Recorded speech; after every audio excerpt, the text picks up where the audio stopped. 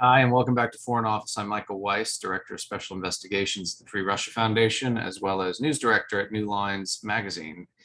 This week, I'm joined by a good friend of mine, Danny Gold. He is a freelance reporter, host of the Underworld podcast, and a documentary filmmaker. Danny has just returned about 3 weeks ago from Ukraine, where he was pretty much at the contact line in Donbas.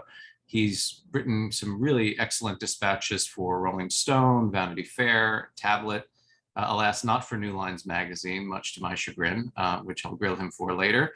But Danny, it's great to see you, man, and I'm happy you made it back safely and soundly. And as I say, incredible reporting. I mean, you really kind of captured the human elements of this war, embedding with Ukrainian soldiers who, in a previous life, were philosophers or import-export dealers. One of my favorites is the guy who specializes in the hangover cure. What is it called? Alcohol killer? Alcohol killer, yeah. Which I don't think he managed to convince you to take. But actually, when I was in Kyiv, I went out drinking with John Sweeney, as one does. And the next morning, we were supposed to go to Borodenka, which we didn't end up doing.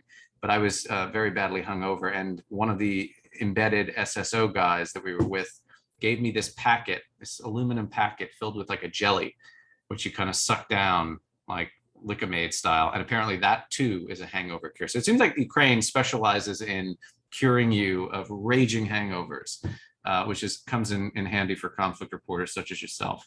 But listen, I wanted to ask you on a more serious note, what you saw and your impressions from the field. I mean, obviously, the war has taken a turn, I guess, slightly for the worse, although I don't know. I tend to be a little more cautiously optimistic. There's a lot of sort of doom casting in the media. It seems like we've reverted to the phase one of media coverage where Ukraine is on the back foot, Russia is making gains. It's this indomitable, unstoppable juggernaut of artillery and pulverizing missile strikes and so on and so forth. But if you look at the map, Russia hasn't taken very much territory. There have been incremental gains in the east, also gains by Ukraine in the south and in Donetsk in the southeast. But there's no question that Russia is doing a bit better than they were, certainly for the Battle of Kyiv and around the time of their withdrawal from Kharkiv, which I know you were at.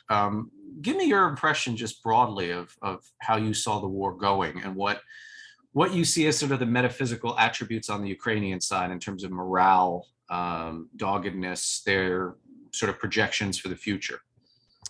Yeah, well, first off, thanks for having me. It's always Of good to course. talk to you, and I appreciate you guys having me on. Um, and as for a hangover, I think it's actually available in the States. It might be called Hangover Killer here, but I did have it not to cure a hangover, just to try it. It wasn't bad. I think it's got ginseng and all sorts of fruit extracts in it, but definitely go for it because Ihor, the guy who makes it, is a class act, and Mhm. I trust him with my life, so I absolutely trust him He's with the a Daniel Craig lookalike, right? yes. Yes. I obviously trust him with a beverage that hopefully cures hangovers. Um, yeah, my impression of the war. Let me just give some caveats. I'm not a military strategist, and I'm not someone who can look at a piece of artillery and know exactly what its range is and what it's called and what it's used for and all that sort of stuff. So I don't really do that kind of reporting. I'm more just talking to people and getting a feel for what's going on the ground, and that's a tricky thing to do in wars that I've covered in general, and in this war, maybe not especially, but it's definitely hard to figure things out. There's always the sort of fog of war that presides not just over statements, but over what's going on the ground, because you'll hear stories or you'll meet someone, a soldier outside a coffee shop who will tell you that, it's chaos and we're losing a ton of people and things are awful. And then you'll meet someone at the front who's like, yeah, things are fine. Morale is high. You'll see soldiers all over the place that are super calm, but you'll be reading things about how panicky the situation is. And just trying to parse all that it's never an easy thing to do. Yeah. So I think it kind of falls somewhere, as you kind of describe it. And you're right, though, that the narrative changed, right? The narrative changed a month ago. I think part of that was actually due to Ukrainian officials themselves that were issuing proclamations about losses and sort of dire concerns, which may have been exaggerated for the effect of trying to get more weapons and more people. But it's true that they are taking losses, right? Yeah. Those estimates of losing 100 soldiers a day. If you do the math on that for 100 20 days, you're looking at what, like 10,000 killed, around that, which seems like it could be fairly accurate. And I think the Russian losses are higher than that. But Yeah. of course, they, aren't, I think, as concerned with those sort of losses that the Ukrainian officials are, and the Yeah. Ukrainian people are. And they're getting So most battle hardened and militarily capable forces that are dying, because those are the ones that are kind of filling the gap, or going right to the front, in Svierodonetsk in particular, which has now fallen to the Russian side. I mean, to this point, though, because I was in Kyiv, I think I arrived just as you were leaving, and I only did a few days meeting with military and intel officials. And yeah, I mean, I want to be a little bit careful in how I phrase this, but the line I was getting from some very senior MOD people was, look, things are bad and we are suffering severe casualties. However, this figure, which has been variously floated by, I think, certainly the President Zelensky and others, 100 to 200 a day, KIA. Before that, it was 50 to 100 a day. I heard that there was one day in particular on the front where 100 soldiers were killed. And this was one of the worst days in the history of the war. And it was powerfully affecting for all members of the political establishment, including Zelensky. But the idea that it's 100 to 200 a day, even as a median, much less as sort of your average or worst case day, in the course of a week, is exaggerated. And what I was told by the military is that, look, our political leadership is trying now to get the weapon systems that are most crucial for this next phase of the war. And they believe that trafficking in catastrophism, we're suffering a Stalingrad, we need help urgently, like yesterday, is the best way to speed security assistance. But there's a perception on the military side that actually we don't want to telegraph that Ukraine is losing this badly, because that's only going to make the West wary of helping us, right? yeah, Fatigue of the war will set in, fear of backing another losing struggle, particularly after Afghanistan and American wars of choice that have gone sideways. So there seems to be a dispute within the sort of Kyiv leadership, shall we say, civilian and military, on how best to frame this. But you were right there. You were embedded with these guys, and as you alluded to earlier, some people at the front don't seem to think it's quite as bad as it's been made out in, say, the New York Times or the Washington Post. Can you give your sort of impression of that? Yeah, I think I definitely think it's there's cause for concern, right? The Russians are bombarding them with heavy artillery, and they have a lot Right. of it, and there's definitely losses that are happening, and people are getting worn down, and you have experienced Ukrainian units that are getting sort of worn down as well, and injuries. It's a real thing that's happening. Yeah. But are they making significant gains? And I think the answer to that question is no. I mean, if you look at how much things have changed, how much land has changed hands in the past 6 weeks to 2 months, as the Russians have concentrated all of their efforts on this area, and it's really not that much at all. It's a very slow moving situation. Partially that's because of strategy, but it's also because they're not able to. Right. So, Severodonetsk was supposed to fall, what, a month ago, 6 weeks ago, and it only has recently fallen. So it is. I mean, I can't give an accurate representation because I didn't see everything with it, and people are going to tell you what they're going to tell you. But yeah, I definitely think that they're taking losses. It's a grind. It's a war of attrition. A 21st century one with drones and everything that goes with that. Yeah. But it's not about the fall, right? I don't even, if they even get to Sloviansk or Kramatorsk, which is saying a lot. You're not talking about this year even, right? We're probably looking at 2023. Right. And I mean, now it is the case that Ukraine is receiving the heavy artillery, long range, multiple launch rocket systems, HIMARS, that the United States has promised. I've seen evidence of this. There was a video of them. They're now taking out ammunition storage facilities in Donbas. And there was one that was just completely, James Rushton says it's very rare that we can legitimately use the phrase wiped off the face of the earth. But if you look at this base that Russian forces had been maintained, it doesn't exist anymore. It's all just powdered flat earth now. So, these are, I know the word game changing is a bit of a cliche and everything seems to be game changing, right? But, the long range artillery for the Ukrainians, particularly with the pinpoint accuracy of these NATO standardized systems, does seem to be something that is going to perhaps tilt the balance in their favor.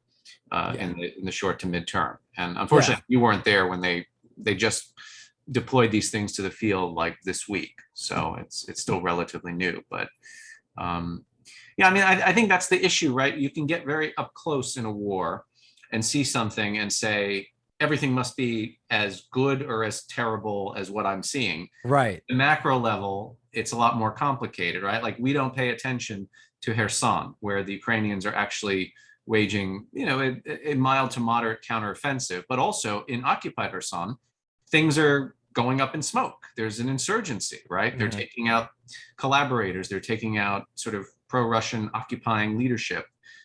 This is not going to be easily held territory. It hasn't been easily held since the very beginning, when Kherson was like the first major population center to fall to the Russian side. And one of the things I'm struck by, I don't know what your impression was, because you were all over the country, you traveled much more widely than I did, but morale still seems to be quite high. I spoke to soldiers returning from the front who say, yeah, it's rough, but we have no doubt that we can lick these guys. I mean, if given the proper kit and tools that we need. I find that kind of remarkable, given sort of all of the atrocities, we just alluded to, Ukrainian casualties, to say nothing of the humanitarian costs, civilian casualties, children who have been, subject to population transfers to Russian territory, et cetera, et cetera. They still feel like this war will be won by Ukraine. Yeah. Yeah. I mean, the will to fight isn't going anywhere. Right. They're still ready. If they had just shovels and pitchforks, that's what they would be using. So that I saw no dissipation of that will, right? Everyone is ready to go. Everyone is confident that they will win. In the end, there were a couple people who were just, I think this is the thing that happens too. I've spoke to friends of mine who have combat experience in other armies. It's just a thing that happens at front lines, especially in trenches like this. There are people who are starting to get frustrated and feel like, where's the rest of the country? Right. Where's all the foreign stuff that we were promised? We need this. If you give us this. And I think I wrote about it in one of the tablet pieces. We met these guys who were from, where were they from? They might have been from Liman. They were, policemen that had taken up the fight, and they were a bit frustrated. They were like, we're getting all this stuff. We need more. Anytime you're going to be lacking something on the front, which I think they were, there's going to be expressions of frustration, which I think is what we caught a bit of that, right? But even they were like, no, we're going to win, and we just need this, or we need that, or where's the government right now with getting us this stuff and supplying us and bringing more people. So Right. there were some elements of frustration on that, but I think you're going to hear that in any trench, in any war. Whereas the morale, like the willingness to keep fighting, is not disappearing, like even remotely. Right. If that makes And I mean, sense. you talk to experts in security assistance, and I mean, as you would expect, this is not an easy thing to do. You can't just say, right, a government or a military says, give us X. You have to train them up on how to use it. And more importantly, the logistics of deploying these things and maintaining them in the field. I mean, it's not like we just provide one sort of vehicle of a HIMAR system, right? And that's it. It's all the ancillary equipment that goes into it, how you transport the rockets, et cetera, et cetera. I mean, it's a whole kind of sort of assembly line process that Yeah. takes time and money and energy to coordinate, and you have to make sure the supply lines in country are up and running. And I know that's frustrating for people who want these things immediately, or want them yesterday, and want them in much greater quantity. But you're seeing now, I mean, even at the Madrid NATO summit, the announcement of new systems coming from, I think, the Netherlands. Norway is now giving long-range artillery.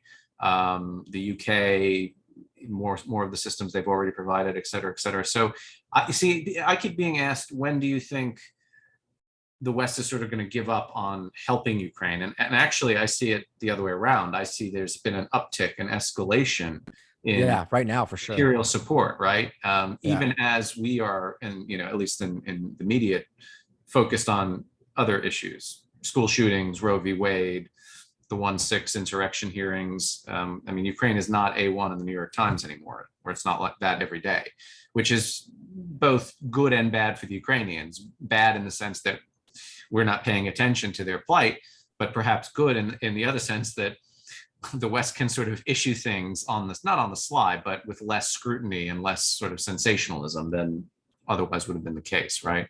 Yeah. Um, But yeah. I think you hit on something, and I think in the last week we have seen promises actually fulfilled in Mhm. terms of other countries that were giving stuff to Ukraine. Yeah. It does seem like there's a lot more ammo dumps and things of that nature getting exploding in parts of Ukraine that are occupied by Russia, and even stuff happening beyond the border.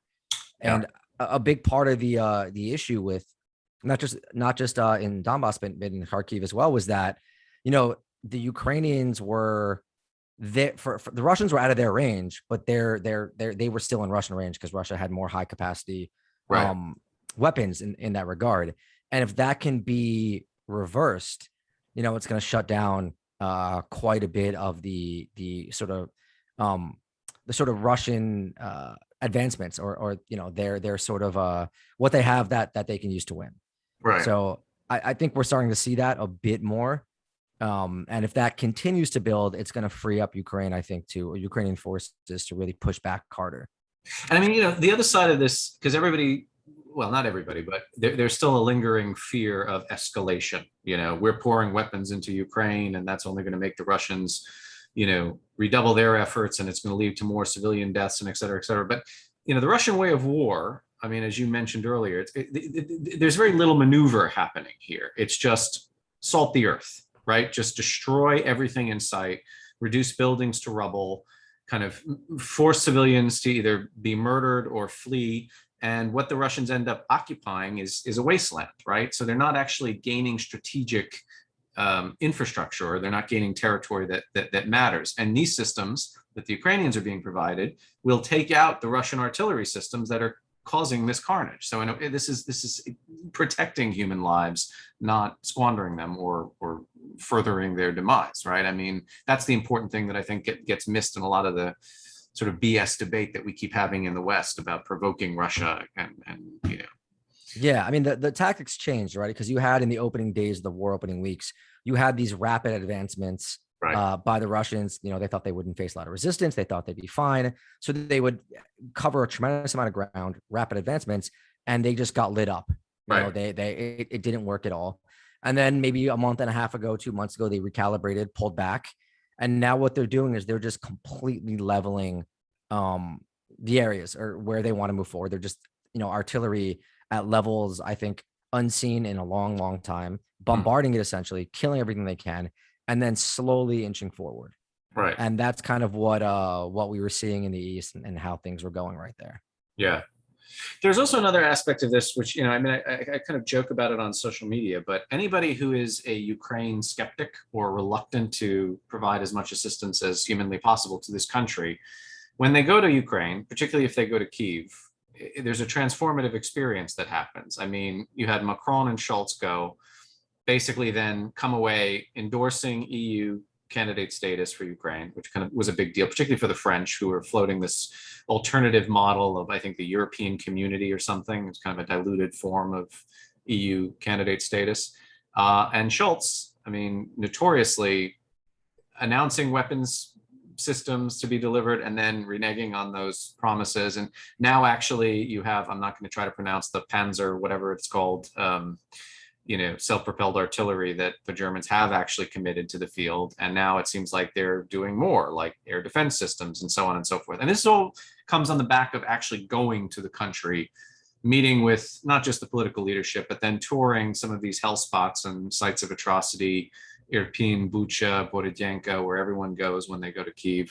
I mean, in a way, the way the Russians have gone to war has only, I don't want to use the term radicalized, but it has incentivized even, squishy Western politicians to want to do more to help Ukraine. And it's broken down these sort of fears of escalation barriers that have existed up until now, right? I mean, they're getting things, the fact that Ukraine is becoming a NATO standardized military without even having to join NATO is almost unprecedented. That's not something any of us could have foreseen even 2 months ago, right? But it's happening.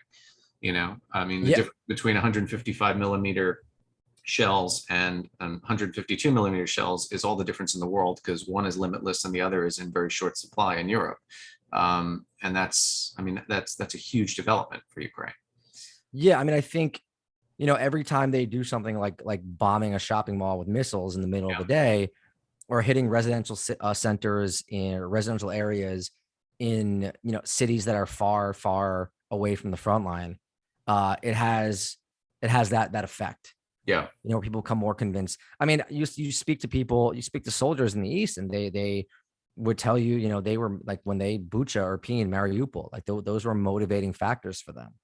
Those were things that really, set them forward and gave them the motivation that they wanted. They're still worked up about it, and they're still fighting for those sort of reasons. Right. And that's going to be the same, I think, with Western leaders and Eastern European leaders, and they come and they visit and they hear these stories and they see what's happened to these people and what they've been through. I think it's hard to I think go through that and then not be motivated to help.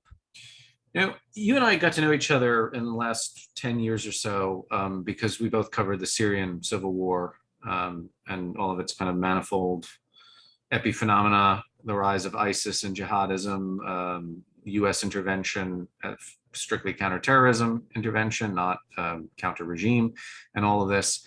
One of the I guess you're not hearing it as much now, but in the early days of this war, Russia was doing the kinds of things that it was doing for a long time, since 2015 in Syria.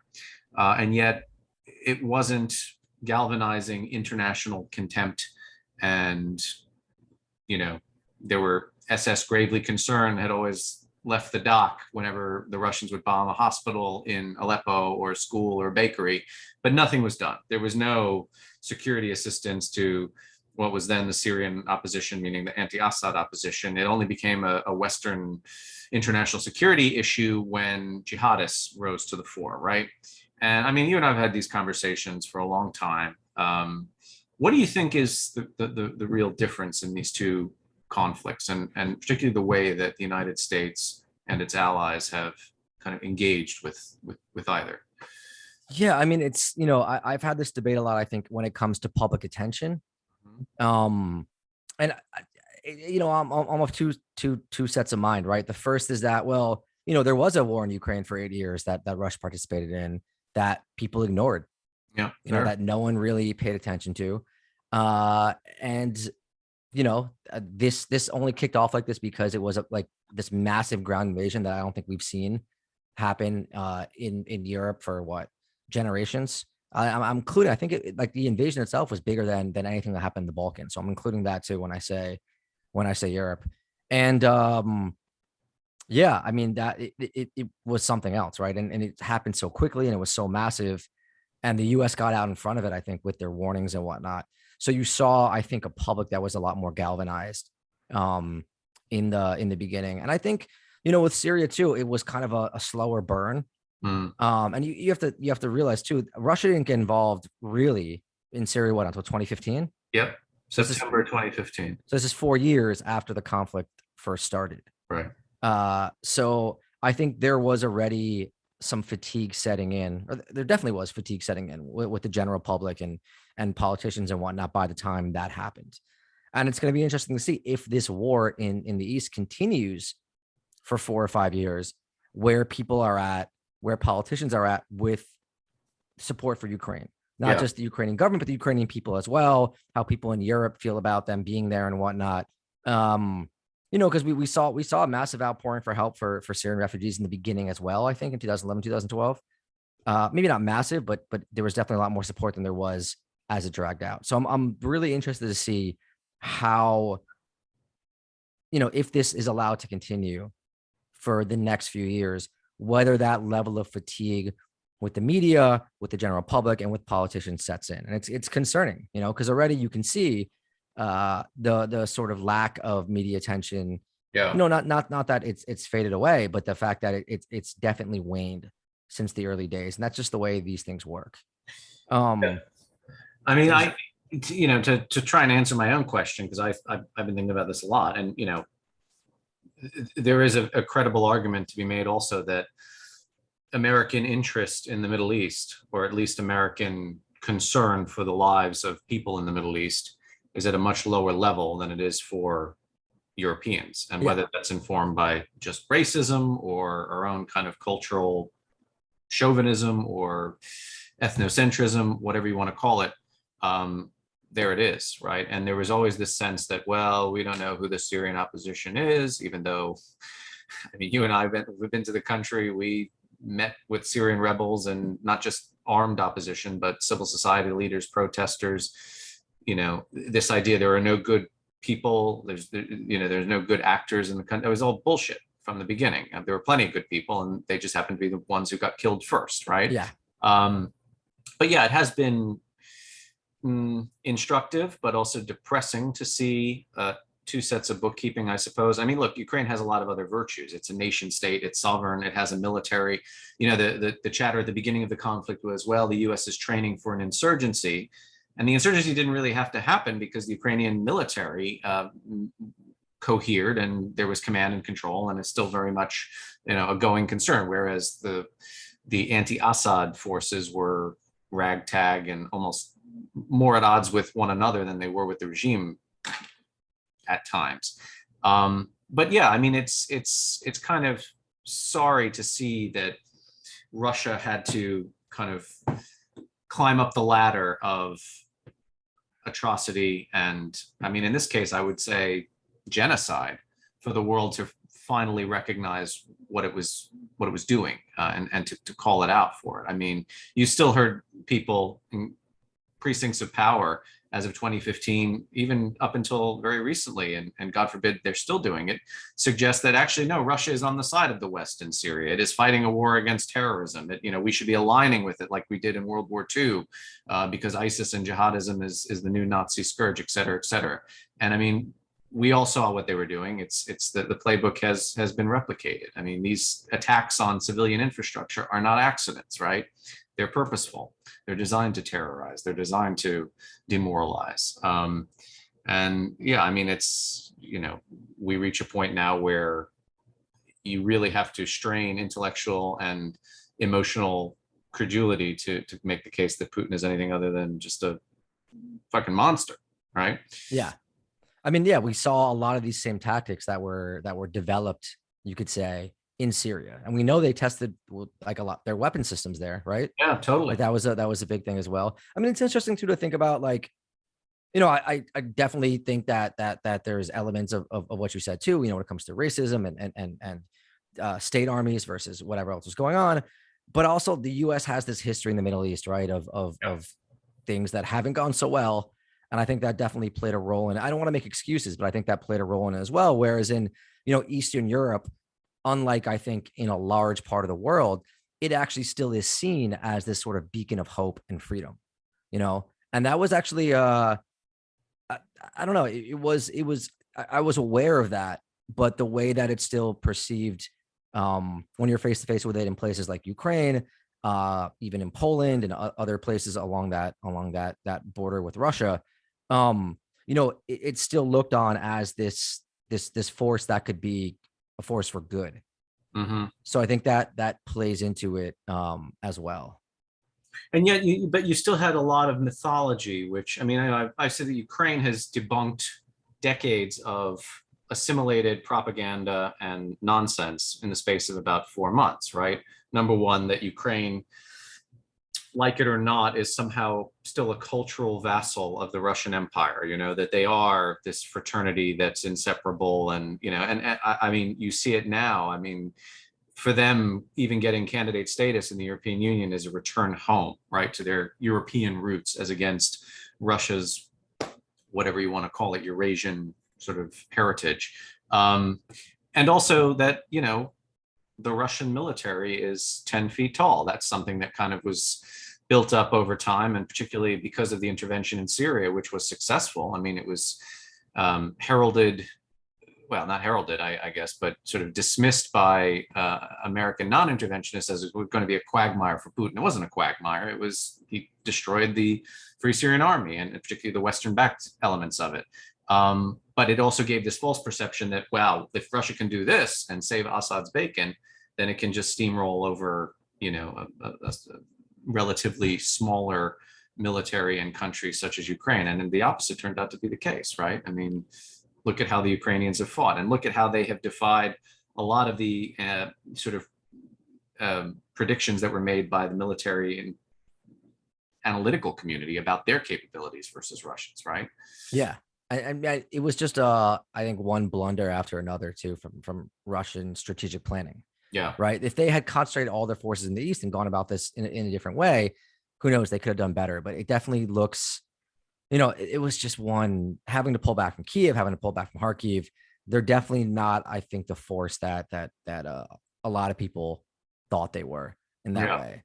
And you can kind of, I mean, going back to your thing about the culture aspects of it too, you look at Maidan in 2013, 2014, and I still met plenty of soldiers who were either there or motivated by it, or even that saw them go fight in the East for years and then joined up. There was a movement for a reason. And the reason was that the people didn't want to go back towards Russia. They didn't want to go back towards the Soviet Union influence, right? They wanted to go towards the West. They saw that as a way of having a better future. That's essentially what it came down to. That's why they wanted him out. That's why they were protesting. That's why they were ready to die in the streets over there. And this is, I think, I mean, to me, in my haphazard analysis, this seems like an extension of that. They're doing this because, well, first of all, they don't want Russia to come back. They don't want them to take over. They want to live as a free people, but they want to go towards, they see that Western European, they see that as a better hope for their country and a better future for their country. And they'll tell you that too when you start talking about it. Like that's and since Maidan, I mean, Russia's only sought to push more Ukrainians who might have been in the middle or undecided towards that belief. Right. As they first invaded in 2014 and first annexed land there. It's only progressed further and further and further. And then even people who were still, more and more people were leaning towards this anti-Russian mentality and towards the West. And then after February 24th, it only, I think it's like 90%, more than 90% of the people now want them out. So yeah, it's just one mistake after another, both strategically, militarily, and what do you want to call it? Culturally, soft power, however you want to phrase that. Well, Putin is sort of the master of the self-fulfilling prophecy. He bangs on about NATO expansion, and that could just be a line, not the truth. But look what happens: Finland and Sweden now joining NATO. Well done. He talked about, the hatred for the Russian-speaking peoples and Russian culture inside Ukraine. Well, that wasn't a thing. It wasn't even a thing after Crimea and Donbas in 2014. I mean, you go to Kyiv, 2014, 2015, people were still speaking Russian. Now you go to Kyiv, and it's actually frowned upon to speak Russian. People are speaking Ukrainian. They are reinvesting in their own cultural heritage in a way that, frankly, is, Putin could have avoided that entirely without, blundering in and trying to wage this war of conquest. So, I mean, that's the other side of it too. It's we give too much credit to the Russian government, and to him in particular as a dictator, right? Like he pulls this crazy shit. He blows up storage facilities, ammunition depots. He Novichok's defectors. He irradiates other defectors on European soil. We think that he's this Bond villain, but it turns out he's not. He's quite sort of short-sighted in his thinking. He's accomplishing all the opposite of the goals that he had set out essentially the past 4 months. That's all he's done. And yet, for all that, paradoxically, I guess, he's still now. I mean, NATO has come away and described Russia as its foremost international security threat. Yet again, after NATO has spent the last 20 years fighting the war on terror, or being an accomplice to fighting the war on terror. And so, we still have to deal with the Russia issue. I want to ask you something else too. I don't know if this is something you've been kind of thinking about, because you actually spent more continuous time in Ukraine than I did. But every time I leave and I come back to America, just by opening the newspaper or turning on the television and seeing whatever inanities now define American culture and our kind of political cycle, Donald Trump throwing his lunch against the wall with ketchup dripping down the sides, or lunging for his Secret Service agent driver and telling him to go back to the Capitol, and all this stuff. you kind of get the sense that like we're the declining power, we're the failing Western state, and Ukraine is sort of the center of gravity for a host of things, right? I mean, and this comes out in your reporting, which is, why I think I was drawn to it so much, is you highlight ordinary people caught up in extraordinary circumstances, with who do what they have to do, go to war, put their lives on the line for their country, at great cost and sacrifice, and yet do it with humor, do it with a sense of irony. They're very gracious and thankful of Western support. When they see you, an American journalist, they want to tell their stories.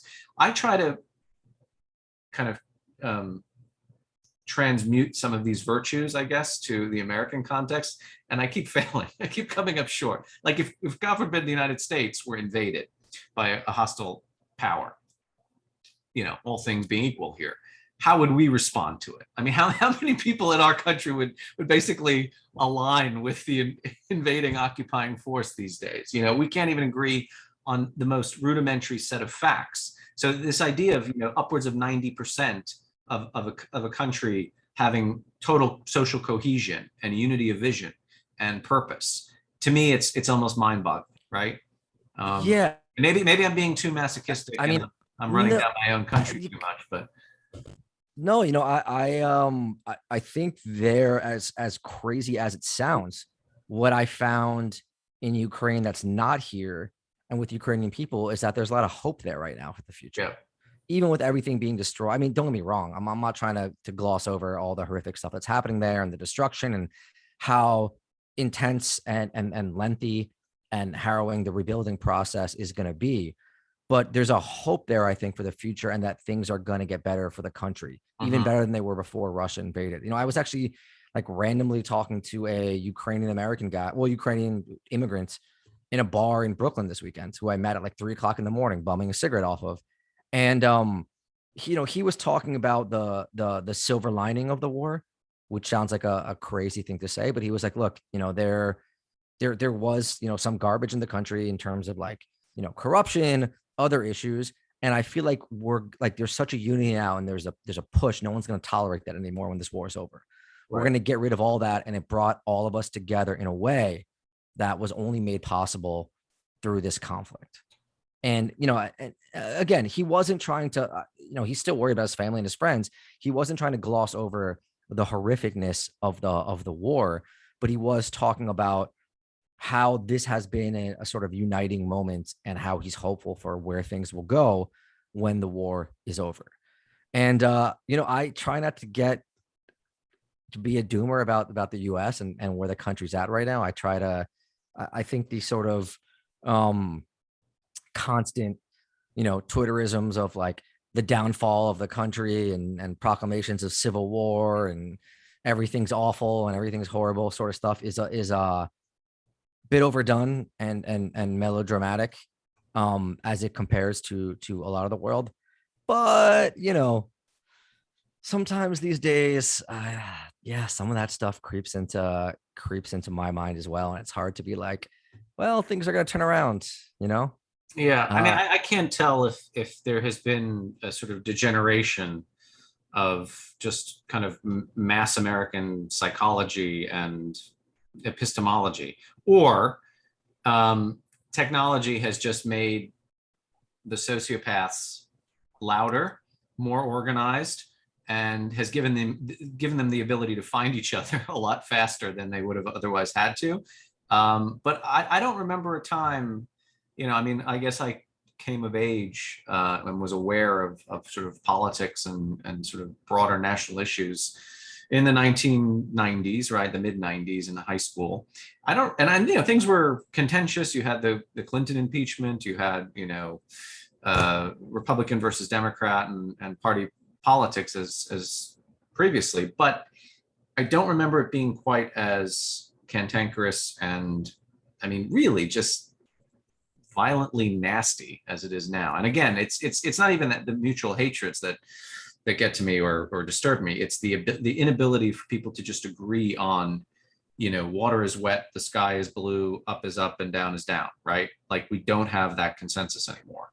And, you know, Yeah, it's yeah, I ask myself the same questions. Is this all just amplified by social media and 24-hour news cycle and all that? It's interesting. I'm reading American Nations now by Colin Woodard, which is about how, I mean, the main thesis.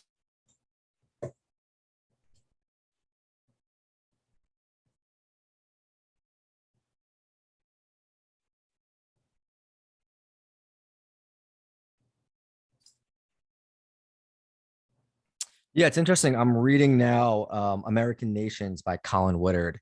And the premise of it is that, the US was or is actually like 11 separate regional cultures or nations that were brought together in this federation. And so I'm only 200 pages into the book. So I think I'm like in the mid 1800s. And there's a lot of that, um, not everyone completely disagreeing with each other and different regions, different peoples, all that sort of stuff. But it's like you said, I don't remember it. And I kind of wonder sometimes, I kind of want to ask my parents if they remember it being this kind of vicious and this whatever else, because they're not on social media, right? So maybe they're like, oh yeah, it's always how it's been, because they're not seeing like the constant day-to-day stuff, maybe just watching the news and whatever else. But yeah, it does feel like we're in the opposite of a unifying moment and have been for some time. yeah. And again, the contrast could not be starker. I mean, you have a country Yeah. that's less politically developed, or was presumed to be less politically developed, was backward in terms of rampant corruption, didn't have the proper legal mechanisms in place for a host of things that we now take for granted, or I shouldn't say take for granted, I mean, that we had assumed were kind of part of the historical process. And, within the space of 4 months, now Ukraine is on a fast track to doing all the things that it couldn't have done before, because it didn't have this kind of consensus. And it just doing it for the sake of expediency, right? And because it wants to be part of Europe, it wants to be part of these supranational organizations and bodies that a lot of other countries are like, the hell with them, we want out, right? They want it. Yeah. And yeah, I mean, it's hard because, one of the reasons I want to keep the focus on Ukraine, apart from just the importance of it all, I mean, the largest land wars in Europe since World War II. It is inspiring. It gives you a sense of optimism in an otherwise very pessimistic landscape. It's almost like watching a country being born, even though it's been around for, well, I mean, it's been around forever, but I mean, the modern nation state is being born in the ashes of what Russia has wrought. And as horrifying as seeing what they've wrought is, it's gratifying to see what is coming out of it. As you said, your friend of the 3 a.m. cigarette in the bar in Brooklyn, like the unintended consequence of this is, is actually quite beneficial. Well, it's the hope that people have for their future. Yeah. Which I think is unfortunately rare in, New York, and I'm sure in DC and in these areas too. There it's very, very real, even with all the chaos around them, even with their friends and family, dying. Yeah. There's still this sort of like, we're going to get through this and we're going to build this country back better than it's ever been. Yeah. And they mean it, and yeah, so it is a complete sort of discrepancy between here and there right now, and that sort of regard, but it's infectious when you're there. And that's the thing. It is infectious, and you don't want to really leave because you feel like you're taking the waters of something, of democratic politics, which are now sorely absent, or idealism. I mean, it's there. Yeah, idealism, absolutely. Yeah. Tell us a little bit about your podcast. So I was a guest at one point. One of our first guests. I was one of your first guests. So you do a podcast basically about organized crime, right? Yeah.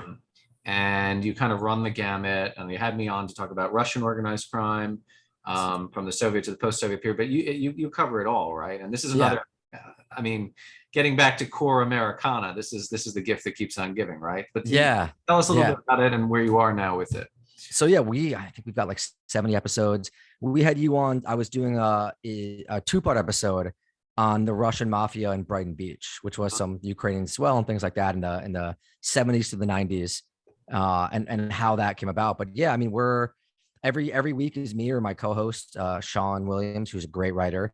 and we do a different story. Sometimes about stuff we've reported on. So I'll do stuff on, like, I've spent some time in El Salvador on MS-13 and some stuff on cartels in Mexico. Sean's been all over the world doing stuff. So, we'll bring those stories and basically tell these stories that are coming out. I just did one on this guy, Musiwala, who's this really popular Punjabi rapper, or was, and he was gunned down in a targeted hit that was like really professionally done in northern India about a month ago. And there's all these ties to politicians and just gangsters and that are in Canada and the US and all that. I'm working on one now about this fight. So we do some historical stuff too. So I'm doing one now about this battle, I think in the 20s, that was actually a Russian Jewish mafia mobster in Indiana who took on the KKK. And Sean, what did we do? God, I'm getting confused, but it's all over the map, all over the world. Historical stuff, current day stuff. It's actually, it's really fun. I think people really seem to enjoy it.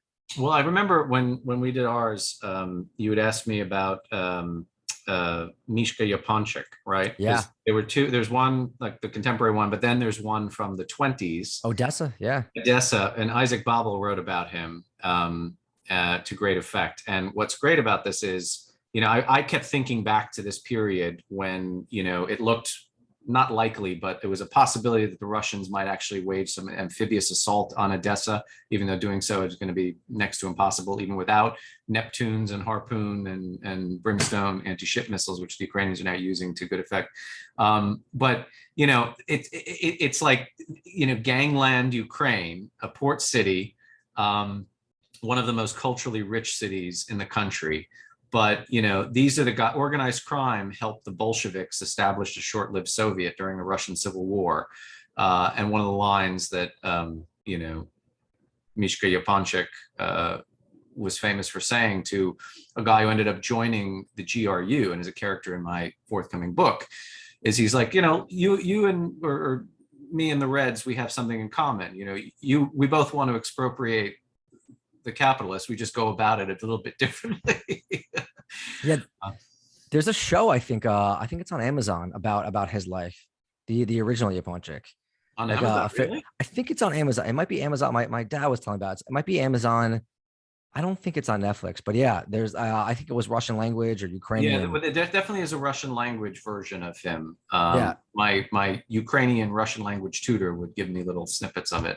Yeah.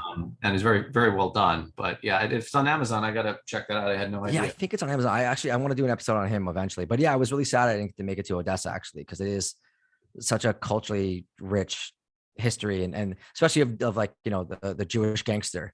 And the real exactly. dealer, which is like the best. The OG Meyer Lansky comes from Odessa. Yeah. So I'd love to eventually do an episode on that. I think I probably will. Yeah. Cool, man. Well, listen, always a pleasure to chat with you, either for the public record or not. I'll be joining you for that cigarette in Brooklyn in due course when I get back from Estonia, where I'll be for 12 days with my wife and daughter. It's their first time there. I've been living out of a suitcase for the last 6 or 7 weeks, which is why this is the first Foreign Office episode we've done in a while, and maybe the last for another 2 to 3 weeks. But anyway, Danny Gold, always great to have you, and keep up the great work. And I'm sure you'll go back to Ukraine, and I can't wait to see what you report on then. Yeah, I'd actually really like to. I got to figure that out. But thank you so much for having me. Really appreciate it. Always a pleasure to talk, Michael. My pleasure. You've been listening to Foreign Office. I'm Michael Weiss, and we will see you next time. Thanks very much.